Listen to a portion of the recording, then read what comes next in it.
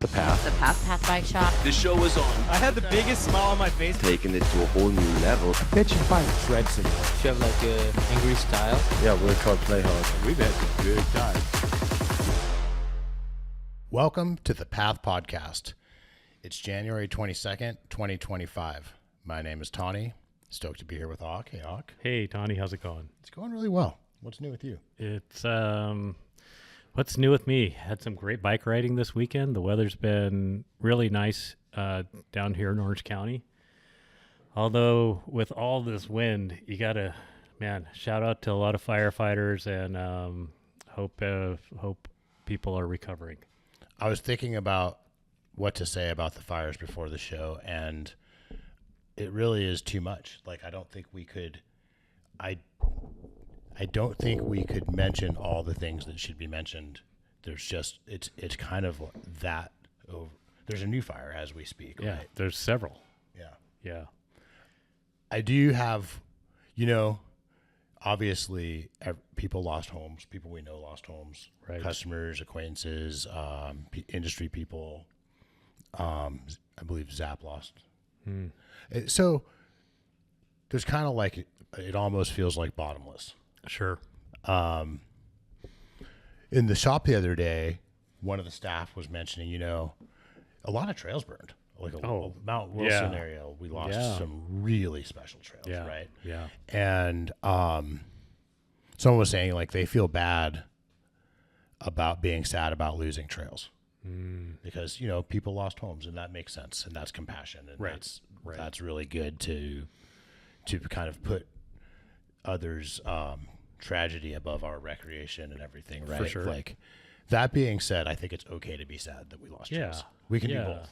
You can do both. And those trails belong to how about this? We're all stakeholders in those trails because anyone who rides those trails is a stakeholder. Yeah. And as a stakeholder, it's a different loss. Yeah. And it's okay to feel them all. Very much. And it is really sad that we lost so many trails. Yeah, and I would even put it in the terms of, that is a shared loss with those people in that community. I mean, those people in that community were using those trails too. 100%. So, I mean, not only do you stack their home loss, which is, I can't even imagine. I mean, that's a tremendous loss. But now you've also stacked that on top of local trails, recreation, all of that. Yeah, and part of what's hard about this is uncertainty. We don't know who's going to be able to rebuild. There's, I think, a lot of insurance uncertainty. Right. And we don't know if the trails will ever be back or not. Right. So it's tough. Yeah. We'll, Southern California, LA, best of wishes to y'all. Yep. So, we've been lucky. We've had a lot of fires in our zone in recent years, but we've been lucky so far this season. Right. So there's something for us to be grateful for. Right. I guess. Right. Yeah. I mean, life goes on. I went to jiu-jitsu 5 times in 7 days last week. It's so therapeutic. It's hard to be upset when that happens. Yeah. Good. Yeah. And your eyes looking excellent. Thanks. For those who don't know, I got bumped in the eye pretty hard and had blood coming out of my sinus for, I think, 2 weeks. Okay. Oh gosh. Yeah. And I had a gnarly black eye. Looked like a fighter. Yeah. But I think it's healed. I don't think you could really tell anymore. You couldn't tell. Yeah, that's cool. Before we get into shop news, this is a little bit of shop news. As you can tell, the shop has a couple of new colorways in the hats. Yeah. Of course, we like to showcase the big fit hats. Big heads, big fits. Big heads, big fit. These are cool too because they're floppy though. Yeah. And they hold their form even though they're floppy. Yeah. They don't look floppy when you're wearing them. Really. And I think those would fit under your biking helmet. Right. I'd just gotten done riding out in the Black Star area, and I was driving out and ran into a few local bike shop folks, Brian and Val and Cynthia. You mean Path folks? Path folks, yeah, not just local bike shop folks. So for listeners, Brian is one of our most senior manager. I think he is our most senior manager and our primary purchaser and probably chief of tribal knowledge at the Path, and all around great guy, incredible person. Yep. And then Val is like, she's been on the, they've all been on the show Not except much Cynthia. yeah. We should have Cynthia on Yeah, sometime. definitely. Cynthia's the wizard behind all of the office stuff, That's fantastic. or whatever a woman wizard's called. Right. But she is very powerful. She's very powerful. Right. And of course, Val's been on the podcast, and like, you can, Right. amazing person also. Right. If you haven't seen that podcast, check it out. Right. Or those podcasts. She's been on a couple. Yeah. Yeah. So That's what I mean. I think one of them was wearing a hat underneath their helmet. And I thought, what a great idea. Especially this time of year where, for those of you who ride early in the morning, you get the sun in the eyes, and a lot of helmets have a little harder time doing that, especially if you don't have a visor on your helmet. And I think these would work out pretty well. I wonder if I could use it as a surfing hat. Ooh. I've been having trouble with sun in my eyes when I surf. Yeah, possibly. Yeah, I got to try one of these. This is very cool. And the Big Fit, these ones here, the Big Fit hats, I'm pretty psyched about the fact that it's organic cotton and a recycled plastic mesh too. Yep. And it feels really good. So It feels good. I started this thought exercise because there's a local shop up in Bishop that uses these hats, Puka. The company's Running shop, right? Or a mountaineering shop? mountaineering. It's called Big Willie MC. I think they're in Bishop. Outdoor shop, maybe. Outdoor shop. Or are they in Lone Pine? So they use this hat. And then I went to Boston and Trillium Brewing. There's a phenomenal New England style brewing company. New England style hazy IPAs is what they're known for. Uses this hat company. And I was wondering, I wonder what you could tell about a company by the hat manufacturer, the swag manufacturers that they use. Very well curated swag. Exactly. Sustainable, responsible. Yeah. But also they're a great company to work with. That's just some of their products are like that, but they're a great company to work with too, Puka, for anyone who needs some custom hats. Yeah, fantastic. All right. Other news? We Yeah, have totally. a pivot demo coming up March 8th. Oh, fantastic. So that's exciting. And there will be things I can't talk about there, Cool. which is always fun. But we can talk about Caleb. Caleb sadly won't be there. he won't. Yeah. Oh, Caleb is not sure where he landed, but he's not the pivot demo driver. Oh, no. Yeah, so we'll have a new demo driver. Okay, well, So the last two have become friends of my personally and professionally, so maybe we're about to make a new friend. yeah, that'd be great. Pivot demo drivers tend to be pretty cool. Was that pivot demo driver like the thumbs down guy? No. It is a great story though, huh? The Santa Cruz, a few Santa Cruz demo drivers ago, there was a guy named Jake who was kind of a legend. And one of his contributions to my consciousness is this idea that if you really need to express dissatisfaction with someone's driving while you're driving, you can put your hand out the window and do a thumbs down.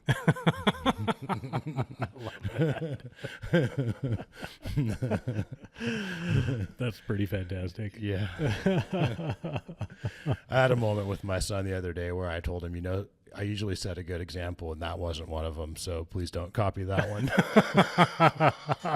The thumbs down. Yeah, let's just call it a thumbs down. Oh, yeah. Oh, gosh.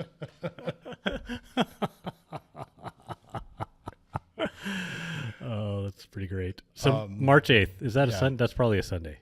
Saturday. Oh, it's a Saturday. Yep. All right. I'm trying to include some people who can't make the Sunday demos because that's a thing. Right. So sometimes we do them on Sunday because not everyone can make Saturday. Sometimes we do them on Saturday because not everyone can make Sunday. Next over the hump is April 29th. One of the most kind of cool and fun and social races around. Yep. Very Local much here so. in Orange County. Very much so. And also the next Fontana event is going to be the weekend of February 8th and 9th. We've had some good times. in Oh Fontana. yeah, good times were had. Really good memories in Fontana, and that's a really fun place to go race downhill or the cross country course out there is underrated. It's a fun course. It is a fun course. And there's some tech. It's like single track, and there's some tech on it. Yeah. The downhill course is, it doesn't have as much vertical change as some downhill courses, but they get a lot out of what they have, and it's a really cool scene. We were talking about that, about the Fontana trails. Is if you go out there and just ride, it could be confusing because there's so many different Lines. Yeah. And it really only makes sense when they put up the tape. Right. But once they put up the tape, it's pretty fun. It is. And there's a lot of different classic courses out there too, and classic kind of features, and it's a good culture. And there's also an enduro race that weekend there. Enduro, DH, and XC. That's pretty cool. We have a new video on YouTube that I think is pretty cool. It's what's in your bag. So what's in your bag when you go riding, and it's a lot of our staff participated. It's a little long, but after I watched it, I'm adding stuff to my bag. Like a transmission link. Like a transmission link. It's funny. That's what, like, things change over time. And like, I remember when I added an 8-speed chain link to my bag after things weren't 7-speed anymore. And I remember when I added a 9-speed chain link and a 10 and 11. And I mean, you might still have like a 10-speed link in one of your bags. And a bunch of us realized during the shooting of this video that many of us had not yet, those of us who are lucky enough to have transmission, had not yet updated our kit to have the transmission link. Yep. Well, I was on a ride and we actually needed a transmission link. And unfortunately, the person who really needed it most didn't have one in his bag. And this was, I think, after they shot the video. Yeah. And, I used to always carry zip ties in my bag, and I just haven't. It's just something that kind of, I used the last one and never refilled them. Right. It was, so, it's a good reminder, too, for things that maybe I have stocked in my pack that I kind of have fallen off. Yep. There's that. I didn't realize how many of our crew, and especially techs, use that WolfTooth trail tool thing. Oh, yeah. Which is really the cool. chain We're gonna breaker. have to start. Well, no, it's like a whole multi-tool with leverage and and that chain breaker is potentially part of the kit. Right.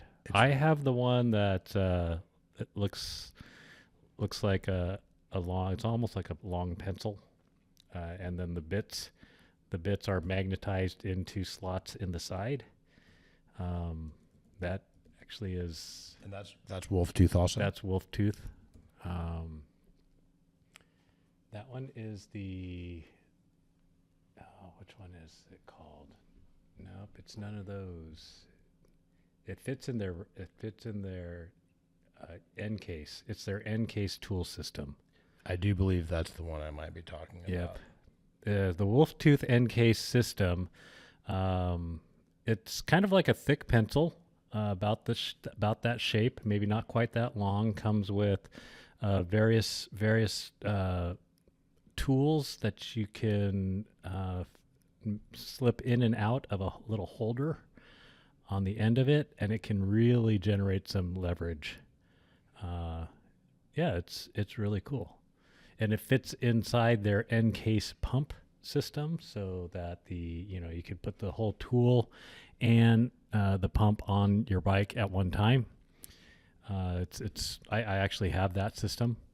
What I didn't realize, which is really cool, is if you don't have the tool for the pump, there's a little rubber cap. But if you have the tool and the pump, there's actually a holder that replaces the little rubber end cap. So it holds the tool in place, and the cap is built into it. I only found this out after I lost the rubber end cap because I didn't have the tool holder. Oh, so now I know. Losing end caps and covers is a thing with me. I've lost my relay battery cover twice. Yep, but I'll never lose it again. Knock on wood. I have a strap for mine now. So I figured out it's a thing. I put a strap on it. So what's in your... So on that ride, we found out that you can use, in a pinch, it's not recommended, but you can use a 12-speed Axis link. Got it. So it functions somewhat. Yeah. I mean, it probably, we probably rode, I don't know, 5 or 6 miles with some climbs and some descents with it. So, yeah, it worked out really well. Yeah. And as long as we're talking about YouTube videos, a lot of our listeners listen on their favorite podcast channel. Mm-hmm. But ever since we've had Steve, which is like the last, 3 or 4 shows, I think it's worth more than ever worth checking out the show on YouTube, because Steve includes a lot of cool B-roll, which I didn't really know. I kind of didn't have a great, fully comprehensive working understanding of that term before Steve. I mean, I did, but I didn't. And what it means is that a lot of times, whatever we're talking about, you'll see a picture or a video of what we're actually talking about. Right. I wonder where that term came from. I don't know. I mean, Steve, who's sitting right off camera, could probably tell us, but he's not mic'd up, so. And also, ever since Steve's been around, I think we've had a lot more fun videos on YouTube. I think it's worth checking out on YouTube. If definitely. Other news, we had a bunch of 2024 Orbeas at 30% off, so that means like some wilds in the low $4,000 price range. Wow. With Bosch motors. Yeah. Orbea wilds and other bikes too. 30% off is a pretty good deal on a lot of these bikes. Yeah, for sure. And we got a lot of them. So there's some stuff to check out. It's not going to get much cheaper than 30% off unless something's going on. Yeah. So, yeah, that's fantastic. You know, we asked Mountain Bike Alan a series of questions. I thought it would be fun if we answer them. All right. So, All Hawk, right. flats or clips? Both. I used to be both. Now I'm flats the last about 5 years. Maybe more now, maybe 8 years. Yeah. I use clips when I'm on my regular pedal bike, and if I'm gonna ride longer. For years, it was clips for everything except shuttling and park riding and downhill for me. Mm-hmm. And it's become over the years slowly more and more flats. Still, I just haven't put the clip-ins on my bike in many years now. Yeah. You know, it's amazing. Sorry. Go ahead. I know these are supposed to be quick questions, but the man, since I've been riding an e-bike, finally learning how to like stay stuck to the pedals, even through like however much high-speed chatter. It's cool, right? It's an interesting skill. It's made your riding smoother too. Your riding has changed in the last few years, and I think that's a factor. Yeah. The flats. Thank you.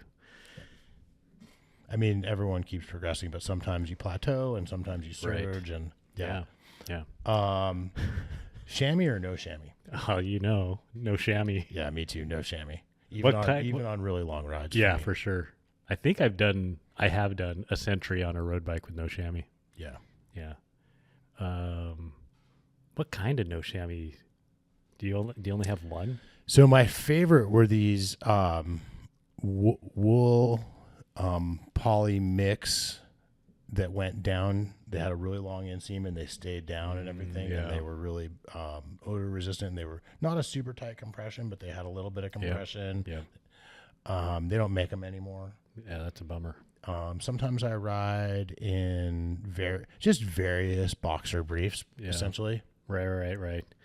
Yeah, it's the hardest one is to find the thing that doesn't ride all the way up, so then you look like you're just wearing straight briefs after you're done. You need a long inseam to get Yeah. past to get down to the thinner part of your thigh. Yeah, I mean, I actually use some like 3 for $20 versions that I found. Nice. Which So- ones? Oh, I don't know, some off-brand, but the ones I've been using the longest is Under Armour regular 9-inch boxer compression briefs. Mm-hmm. So those work really well. The beneath boxer briefs have pretty long inseam and work pretty well for me. Right. Do you carry a pack or do you have your tools in or on your bike? Just started on bike storage. I still carry a bag though. A full size with tools in it? No, just big enough to carry my phone, keys, and wallet. Zach style Black Hole Mini. It's something very similar. Okay. Yeah. All right, nice. Black Hole Mini. Yeah, That's a Patagonia little that- hip sack. That'd be a good one. Bar width? 755. Nice. I'm 780. Tire pressure? Oh gosh. like 1917 with Cush core. 19 front, 17 rear. If you have Cush core. Opposite. Oh, right. Yep. That's Night. Yeah. Good call. Good catch. Yep. I always think that too. Softer in the front. Yep. But radial tires. I've been using those. Let's come back to that. Okay, but tire pressure? We'll come back to it. Okay. Yeah. Cush core, because that's mostly what I'm riding. Okay. Okay. Lately, the bike I've been riding most doesn't have Cush core, and that goes for the e-bike and the muscle bike. And that's not a comment on Cush core. It's just what I'm riding right now. Non-radial tires. And for Maxxis tires, I'm running about 21 in the front and about 24 in the back. And so sometimes in some conditions down as low as 19 in the front and 22 in the back. Yeah.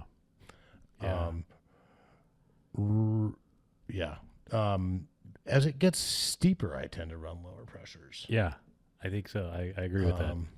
I agree with that. I think that's probably what I would run too if I wasn't running Cush core non-radial. Yeah. So next question's inserts. Mostly yes. My answer is sometimes, and I am a believer. Yep, I am a believer too. And boy, we'll come back with the radial because that'll come into play with the radial conversation. Well, that's it. Let's talk radial. You've been riding tire preference. Oh, tire preference. Yep. My probably preference is Minion DHF front, Minion DHR rear. That's classic. For most conditions around here. I agree. I could go Askai front, Minion DHR rear. I could also go the Conti Cryptotal R in the front and rear. That's been a great tire for me. I think the Cryptotals would be my second choice. I have ridden them, and I did like them. And we've both been trying the Magic Mirror radial tires. Yep. I would say they're my favorite Schwalbe tires I've ever ridden. Yep. That tire and the Assegai have pretty tall knobs. Yeah. And for me, that is not good for most Orange County, Southern California conditions. I like that depth of knobs in deeper dirt. Sure. Or mud or anything. So if there's nothing for them to bite in to dig into, and if they're just staying on top of the soil or the rocks, they just make it squirmy. I can see big, that. and a little unpredictable. Yeah. So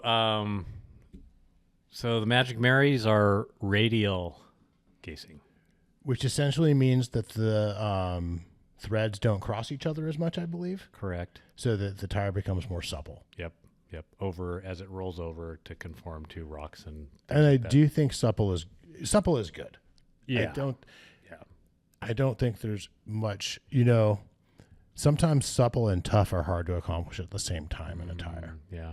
And the way I've had it explained to me is that supple is generally achieved with using finer threads. Yep. Which aren't as tough. Right. Yeah.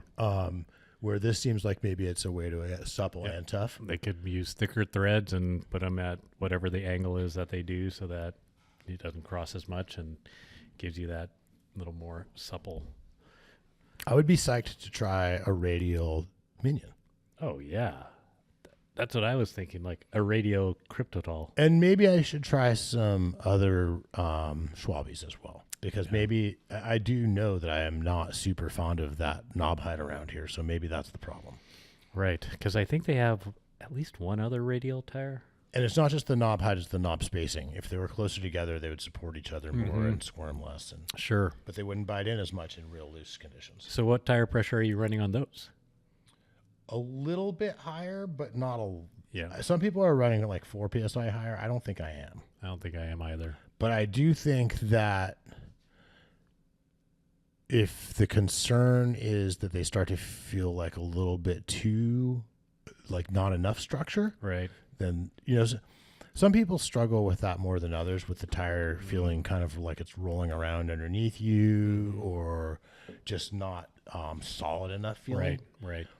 And so I think that's a thing. And then also, if you're like ripping turns in really good traction, right, that's good. That's a different story. Like we don't have really good traction around here. Right. So Right. So it's not, you have to have a certain amount of traction to fold a tire over. Yeah. Yeah. Right. Like, Very much. So I think I'm kind of the same. I think I'm only running a couple PSI higher. I think I'm doing like 23 in the rear and 21. So that's 4 PSI higher than I'd run on my, with Cushcore.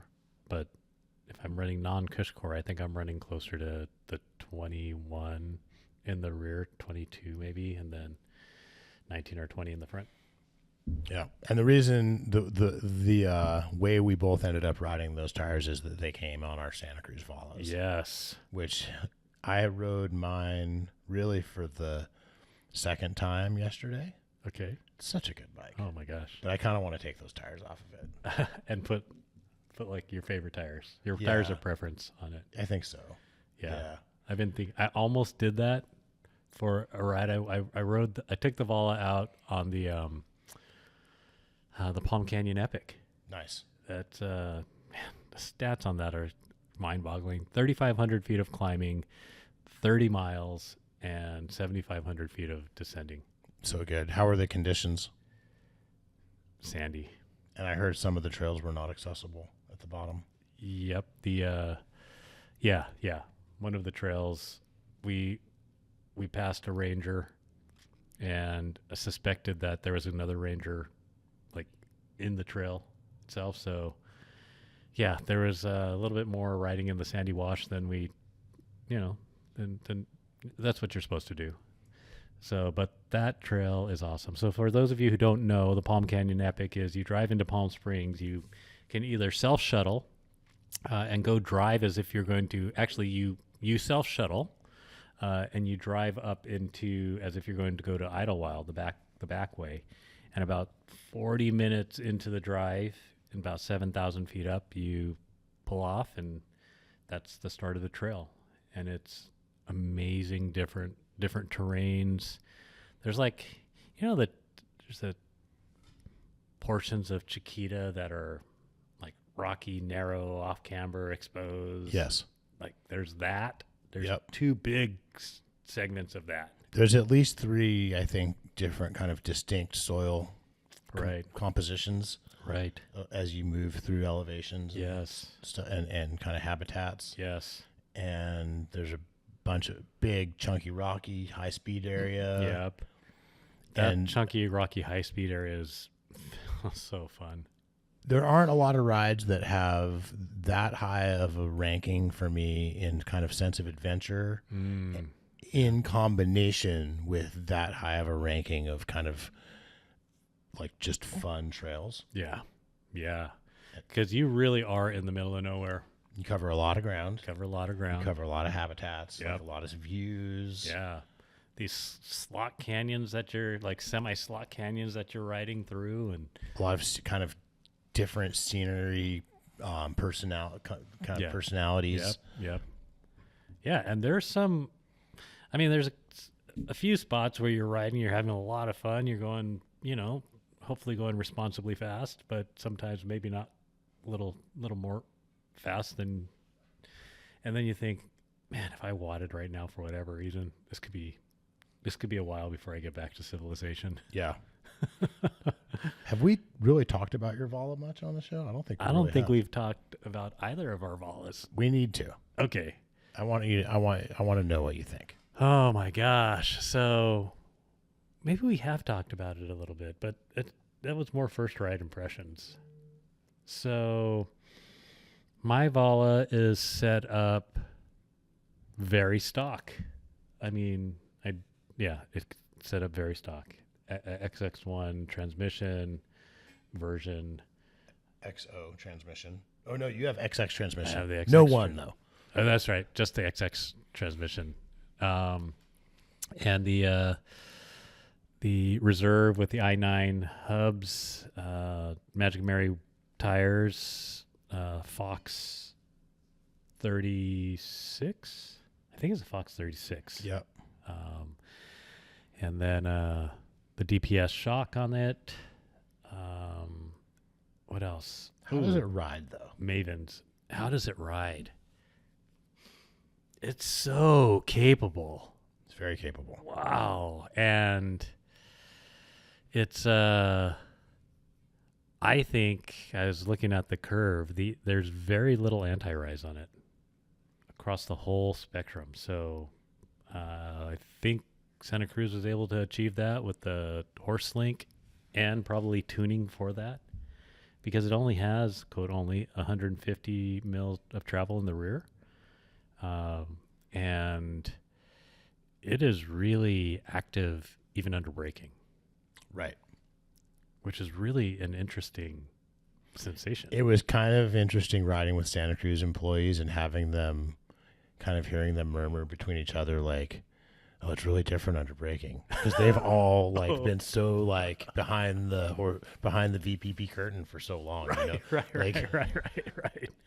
No, and VPP is really good and has its own set of, I think, benefits.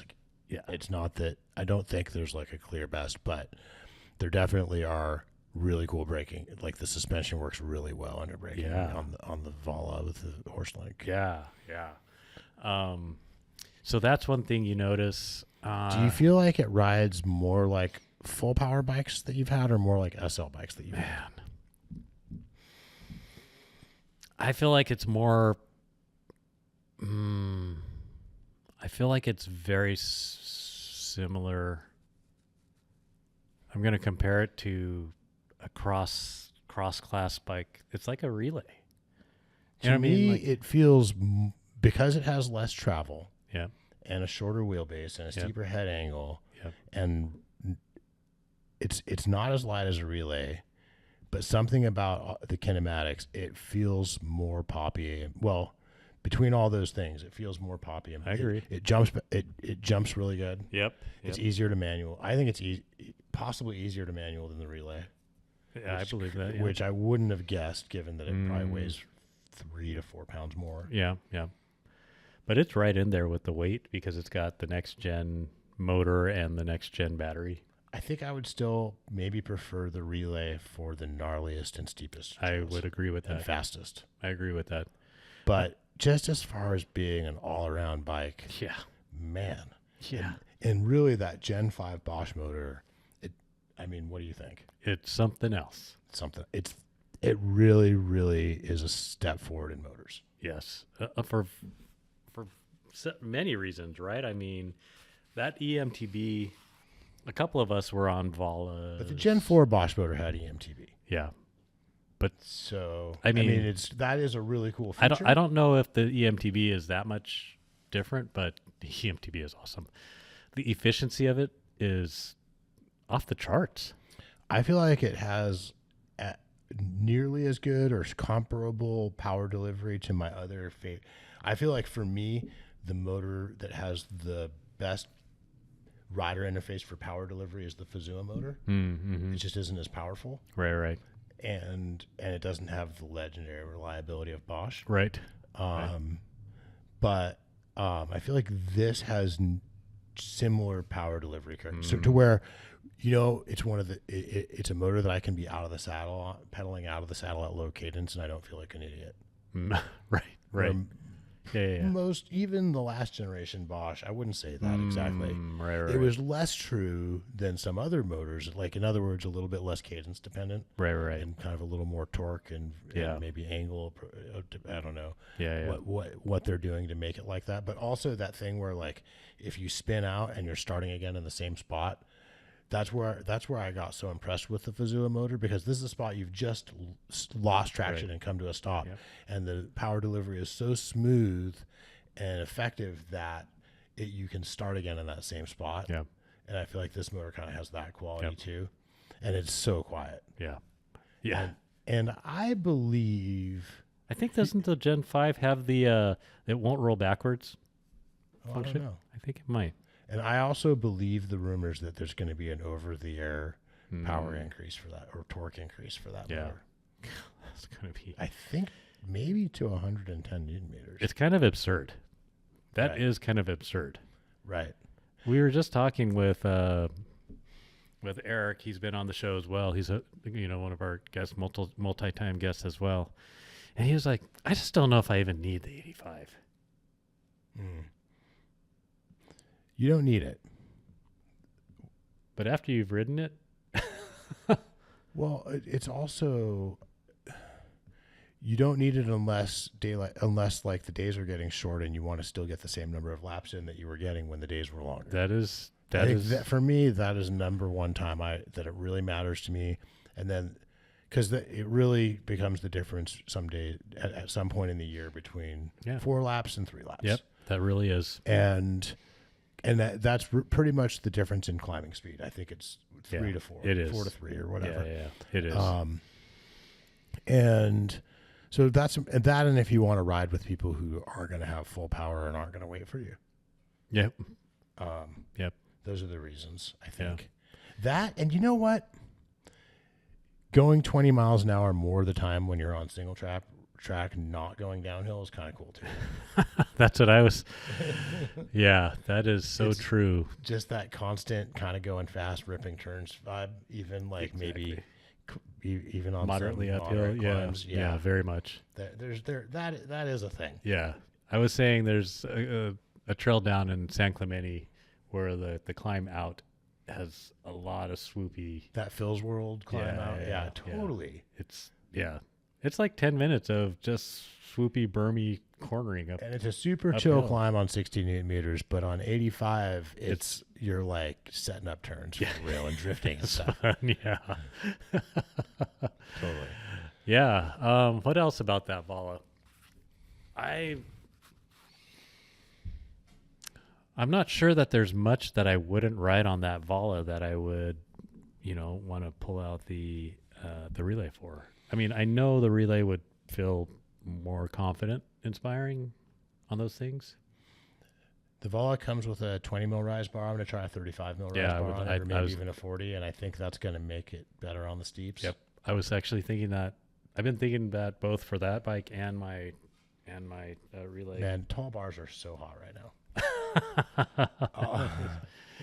And there's a really kind of shreddy guy who's got a Heckler SL that comes to the shop, and he's got all the little mods on it and all the cool. He's got the O chain on it. He says that makes a big difference too. And everyone who's been riding the O chain likes it, if it's a bike that has chain growth. Right.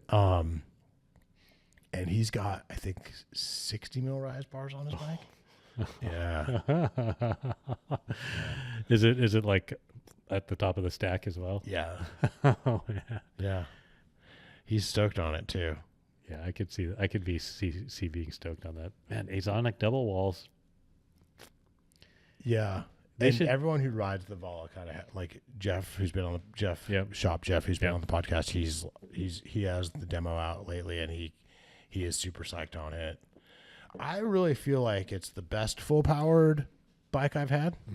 Yeah. And in a way, it's like I'm selling my Heckler SL, and I don't think I'm going to miss it. It scratches the poppy most itch. of that itch. Yeah. Them being able to bunny hop it and pick the front wheel up with relative ease and everything. It's not the same, but it's enough of that is getting satisfied. It has made me think about possibly selling the relay. Well, that and the fact that it has a range extender out now. Yep. And the range extender, it is a bit of a headache getting it to fit on the bike if you want to use that 150 mil power cord. Right. I wonder if the recommended length is 250. 250 or 290, whatever that is. You have to, but if it's that long, because the 150 is so close, the 250 or 290, whatever, it's going to be a little loopy. I wonder if you could get the right electrician to modify one for you. That's exactly. I think you might have to. Sorry, I got it to work. I got it to work with the stock shock. I had to shave a little bit of the compression knob off to make it work with the 150 knob, but with the 150 cord.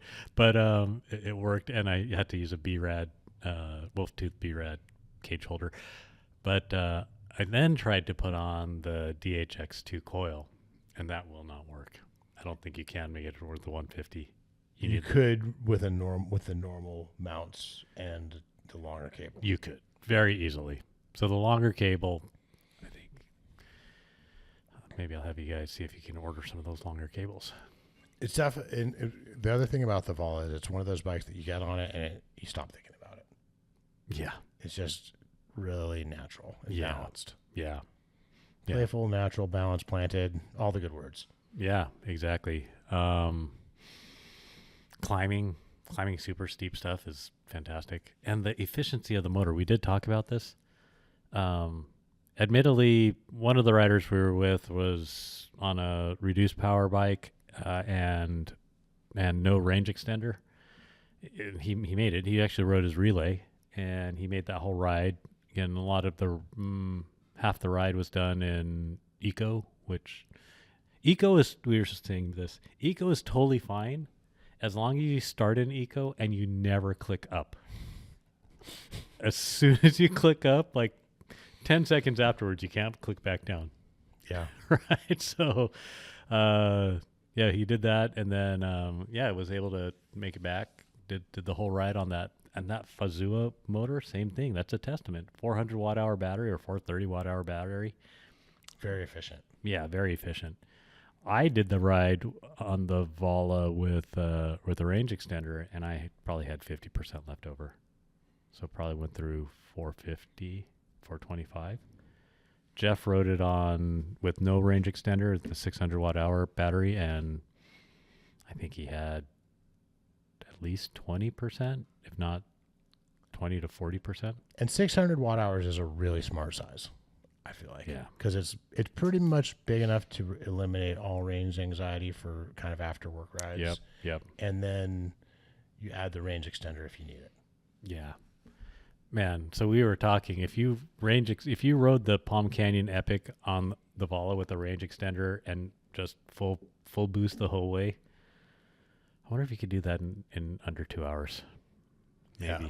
And you could, I mean, if it weren't burned and closed, you could do Harding Joplin on full boost. So like with full confidence. Gosh. Yeah. Even on a cold day or whatever. Yeah.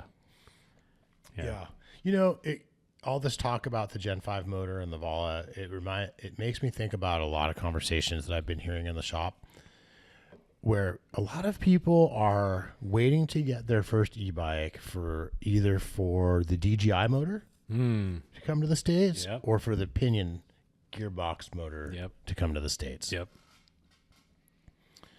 And I can kind of see why.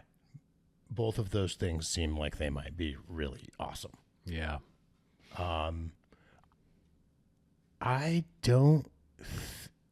I've been wrong a lot of times, but I don't think we're going to see either one of those products in the U.S. in a way where you can get like good support on them. And probably not in the 2025 calendar year and probably not in the 2026 calendar year either. Right. Maybe I'm wrong. Right. And so like with both of those brands, it's like, can they provide support to the amount of customers that they would have to supply support to, and can they partner with a brand who makes a bike that actually rides good and has pivots that hold up and everything? Right. And then once they do that, how long does it take to get to market? Right. And is that going to be in that time frame? Is someone like Bosch going to come out with the Gen 6 motor and it's going to be same, smaller, lighter, more torque and maybe, although it seems like DGI has a head start on certain things. And then I don't think Bosch is, from what I know, planning a gearbox. Yeah. So yeah, that is what it is. To me, it's this. I think that's true, though. I do think that by the time either one of those products is available in the U.S., the gap will have been narrowed. Right. The technology gap will have been narrowed, and there will be even better stuff from Bosch and Shimano and SRAM and all the people already making e-bike motors that are sold in the U.S. But I also think that when those motors hit the market, say it is in 2 years, 2 years after that, they'll seem old. They'll seem outdated. Yeah.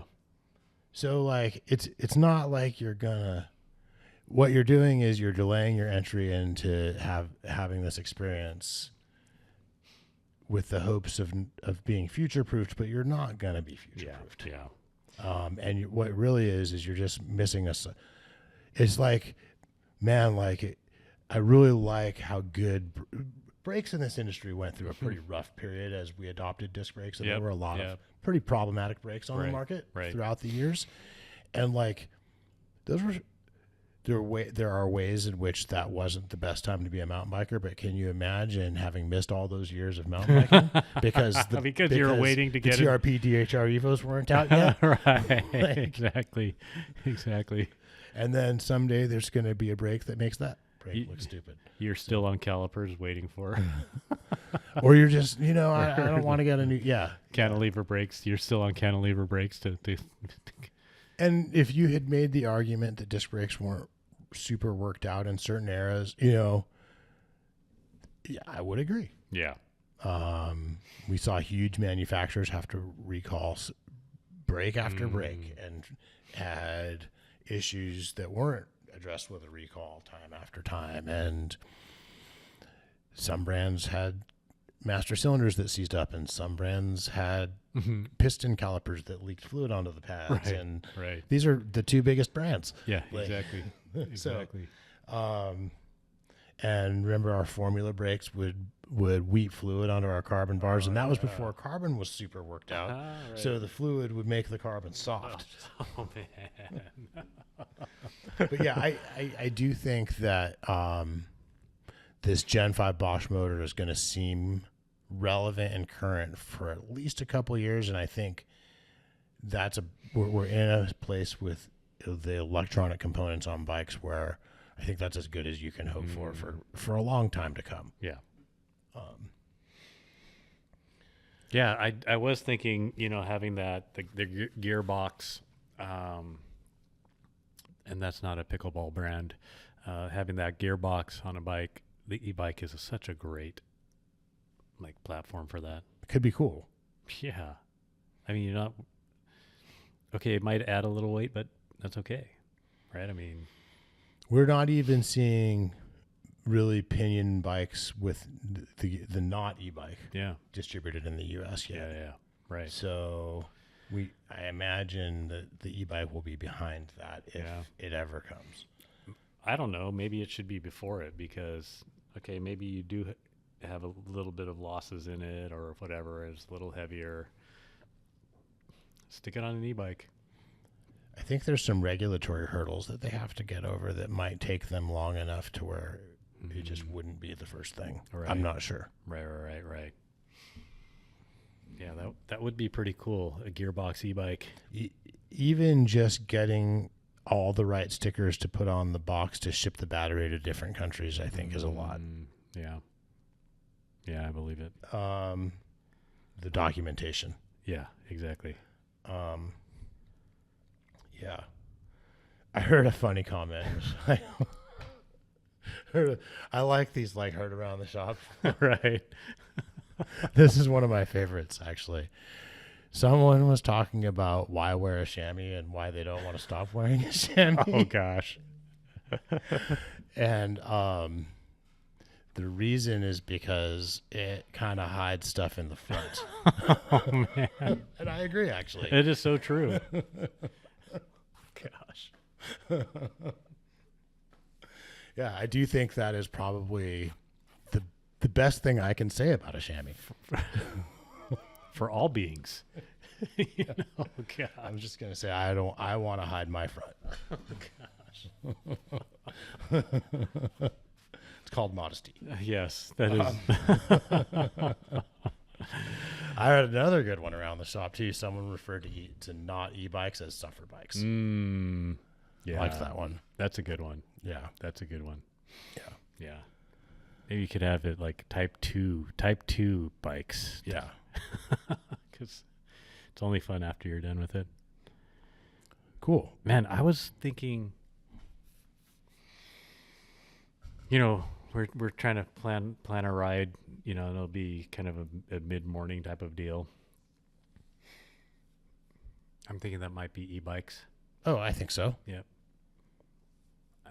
I was thinking maybe that's where the suffer bike comes in. If you got a mid-morning e-bike ride that you're going to go on, if you're an early morning person, you could get out and do a little bit of a suffer bike ride. and then go e-bike. You might lose some of your like fast twitch muscle to have fun on the downhills on the On the particular e-bike. especially if we go red Romulus. That's true. Although maybe either way. Yeah. Did I tell you another e-bikes thing? You know Joel and Mike. Oh yeah. Mike from Smoked, he comes to our events and Yeah. brings rad barbecue, and Joel's just one of our oldest riding buddies. Yep. Totally. To illustrate how good of a riding buddy he is, I think you sold him a pocket knife and then bought it back Oh from my him and gosh. sold He it is. back. How did that go? Oh my gosh. This is like friend stuff. That is. He is not. He's not a riding buddy. He is a friend. Yeah. So, you know, I for the last couple of years, I've been teasing him like, hey, I'm going to loan you an e-bike. We're going to go riding. And yesterday I got up and I got some work done, and then I had to go pick up some dog food at the farmer's market. And I was like, man, it's really nice out. Like, Oh yeah. I hadn't gone for a ride in about a week. I haven't been riding a ton lately, and I was just like, oh, I got to ride today. Like, it's too nice to not ride. Yeah. So I was kind of teasing them that I'm going to bring e-bikes for them to ride, and this time they were like, okay. Whoa. Yeah. Oh man. So, like, we're going up the first climb, and Mike kind of can't stop talking about it. Like, this is so rad. Like, and you see Joel just kind of like, yeah. Oh, gosh. That's good. Yeah. Oh man. Oh gosh. They were definitely hooked. Like, I think they were a little bit afraid that if they rode an e-bike that they would feel like they need one. And they rode an e-bike, and I think they feel like they need one. Yeah. I should take everyone e-biking. Oh man. I mean, it really is going to improve their quality of life. Yeah. When it was really nice that got us out there, but then the wind picked up again. Right. And Joel in particular hates riding. No one really loves yeah. riding in high Yeah. wind, you Yeah, know. for sure. But riding on the wind with an it's e-bike. a lot less of a penalty. Yeah. Yeah. Yeah. Because right as you're starting into Oaks, there's huge headwind too. If you're riding Oaks, like that's the worst. Yeah, for sure. For sure. It's almost like blowing you out of the trail. Oh my gosh. That's awesome. So what particular e-bikes did they ride? Joel rode the large Vala demo, and Mike rode my relay. Gosh. Yeah. Yeah. Joel texted me after, like, I'm on the Santa Cruz website. That was a good time.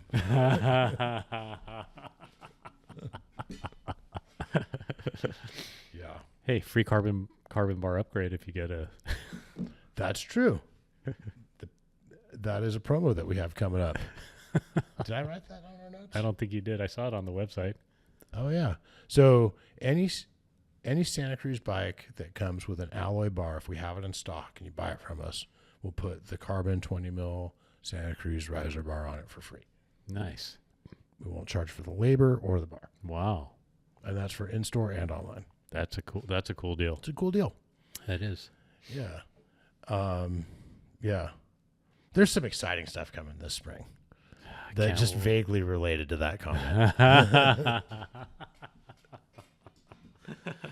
You'd have to connect a lot of dots, but if you connect enough dots, you would get from what I just said to some exciting stuff coming. Yeah, that's I'll tell you after the show. Yeah, we were trying to connect dots on our ride.